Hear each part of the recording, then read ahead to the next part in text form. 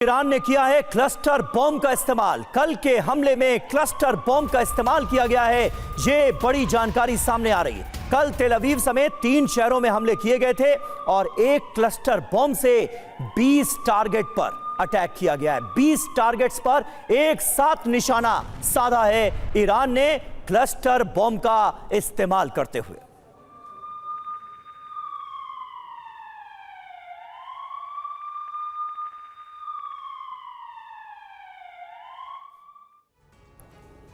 तो देखिए, ईरान ने जिस क्लस्टर बॉम्ब का इस्तेमाल किया है वो आखिर काम कैसे करता है, ये आपको बताते हैं। ईरान का क्लस्टर बॉम्ब एक बॉम्ब से 20 निशाने साधने में माहिर है। कैसे काम करता है क्लस्टर बॉम्ब? क्लस्टर बॉम्ब के अंदर दरअसल दर्जनों छोटे छोटे बॉम्ब्स होते हैं, वॉरहेड्स होते हैं। छोटे बॉम्ब तय ऊंचाई पर जाकर बिखर जाते हैं।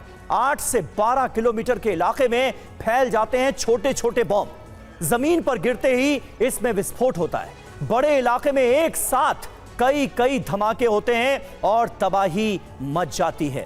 और इस वक्त तबाही इजराइल के कई इलाकों में एक साथ नजर आ रही है। बीरशेबा का एक इलाका जहां पर इस वक्त TV9 भारतवर्ष की जाबाज टीम मौजूद है। मनीष, एक बार फिर आपको TV9 के स्क्रीन पर नजर आ रहे हैं। मनीष, धूल काफी ज्यादा उठ रही है, गर्मी भी बहुत नजर आ रही, और ऐसे में जो धमाके हो रहे हैं उससे इजराइल को बड़ा नुकसान हो रहा है। लोगों में कितनी दहशत है ईरान के इन हमलों को लेकर, और क्या लोग भी अब सवाल पूछ रहे हैं कि आखिर कहां गया आपका एयर डिफेंस सिस्टम?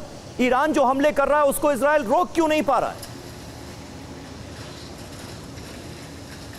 देखिए, एयर डिफेंस सिस्टम कारगर नहीं हो रहा है, तभी तो ये मिसाइलें गिर रही है और ये तबाही हो रही है। आपके सवाल का जवाब देते हुए मैं कोशिश करूंगा कि इस बिल्डिंग के अंदर भी जाकर दिखाऊं, क्योंकि आज इजराइल की हालत क्या है इसको अगर मैं एक शब्द में या एक तस्वीर से दिखाना चाहूँगा तो रोहित, जरा उस बालकनी में इजराइल के झंडे को दिखाइए। तो आज की तारीख में इजराइल की हालत ये है कि ये है इजराइल जिसका झंडा आप देख रहे हैं, और चारों तरफ जो ये आप देख रहे हैं तबाही के निशान, यानी कि इजराइल में इस तरह की तबाही हो रही है। अभी मैंने देखा कि इस यहाँ पर देखिए कि एक परिवार को मैंने इस बिल्डिंग में आते देखा जो कि अपने बचे कुचे सामान को लेने के लिए यहाँ आया था, जिसमें से एक महिला, hi ma'am, do you speak English? तो आप देखिए कि एक परिवार को मैंने यहाँ की एक परिवार की कई महिलाओं को मैंने अंदर जाते हुए देखा, और आप देखिए कि इसके अंदर, रोहित जरा अंदर आइए, और लोग जो बचे खुचे सामान हैं उसको लेकर आ रहे हैं। यहाँ चारों तरफ शीशा बिखरा पड़ा है जिसको हम क्रॉस कर रहे हैं, और रोहित थोड़ा संभल कर आइएगा। और यहाँ पर देखिए इजराइल का दावा ये है कि उन्होंने किसी मिलिट्री साइट को अटैक किया है। मुझे लगता है कि ऐसी स्थिति, माफ करिएगा, ईरान का दावा है कि उन्होंने किसी मिलिट्री साइट को अटैक किया।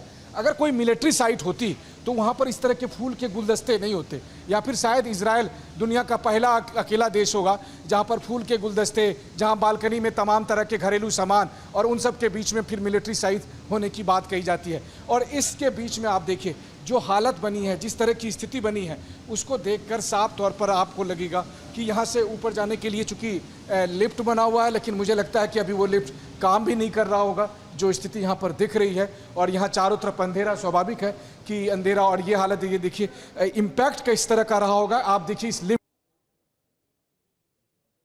लीजिए। मनीष, आपका फ्रेम फ्रीज हो रहा है, थोड़ा सा और बाहर की तरफ आ जाएं, और अगर आप ये बता पाएं मनीष कि जिस वक्त यह हमला हुआ उस वक्त इस अपार्टमेंट में, इस बिल्डिंग में क्या तमाम लोग मौजूद थे?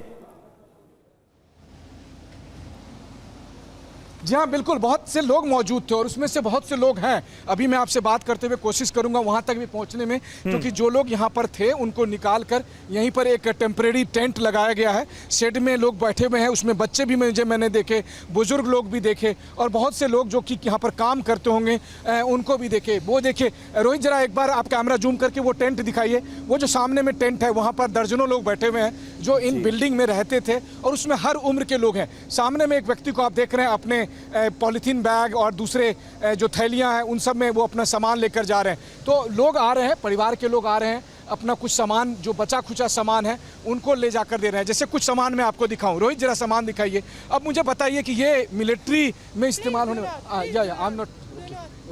Okay got it.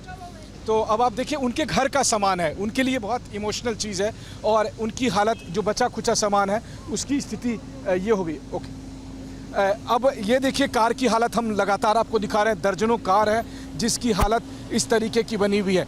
ऐसा नहीं है कि लोगों में नाराज़गी नहीं है, लोगों में नाराज़गी है, रोष है, गुस्सा है, लेकिन वो कर भी क्या सकते हैं, या फिर शायद वो ये समझ भी पा रहे हैं कि इस वक्त जो जंग चल रही है तो जंग की कीमत चुकानी होती है और ये कोलेटरल डैमेज है जो कि इजराइल के लोगों को भी चुकानी पड़ रही है। अब इसके बारे में अलग अलग तरह के बहुत मिक्स रिएक्शन है, क्योंकि उनका कहना है कि जब लड़ाई सबसे बड़े दुश्मन से है तो फिर वैसी स्थिति में नुकसान तो उन्हें भी होगा ही, और लेकिन वहीं दूसरी तरफ अब इस लड़ाई की ज़रूरत थी नहीं थी ये बहस का विषय हो सकता है, लेकिन बहस तो सामान्य जो हालात हैं वहाँ पर हो। यहाँ तो इजराइल की सरकार ने तय कर रखा है और इजराइल और ईरान के बीच युद्ध चल रहा है। इजराइल लगातार रोजाना करीब 100 फाइटर जेट से स्ट्राइक भी कर रहा है। रोहित, थोड़ा आगे भी बढ़ते जाइए ताकि हम दिखाने की कोशिश करेंगे कि जहाँ पर जो लोग मौजूद हैं। अब देखिए, सबसे बड़ी बात यह है कि इस पूरे इलाके को देखकर ये साफ तौर पर लग रहा है कि ईरान न केवल अपने मिसाइलों से रोज चौंकाता है बल्कि अपनी स्ट्रेटेजी से भी चौंका रहा है।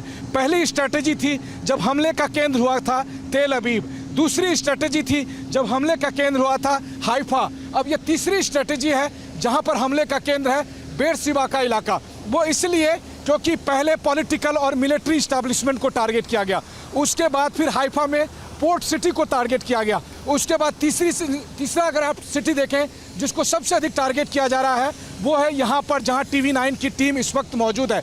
एक बात हम अपने दर्शकों को कह दें कि कॉन्फ्लिक्ट जोन में या वॉर में जो TV9 की रिपोर्टिंग का कमिटमेंट आप देखिए कि जिस जगह पर ईरानी मिसाइल आकर गिरे, जहां पर ईरान के मिसाइल ने सबसे अधिक तबाही मौज है, यहाँ पर भारत का इकलौता टीवी चैनल है जो आपको यहाँ से रिपोर्टिंग कर रहा है। हालांकि सामने में एक छोटी सी पहाड़ी नुमा जगह दिखती है, अब मुझे नहीं पता कि उसका कोई मिलिट्री पर्पस है या नहीं है, उसके अंदर क्या है नहीं है, लेकिन जहां मिसाइल गिरी, क्योंकि मैंने आपको वो जगह भी दिखाई। मनीष, बने रहिएगा आप हमारे साथ, और एक बार फिर आपसे ये अपील करना चाहेंगे कि आप अपनी सेफ्टी का, अपनी सुरक्षा का बहुत बहुत ध्यान रखें, वो हमारे लिए टॉप प्रायोरिटी है।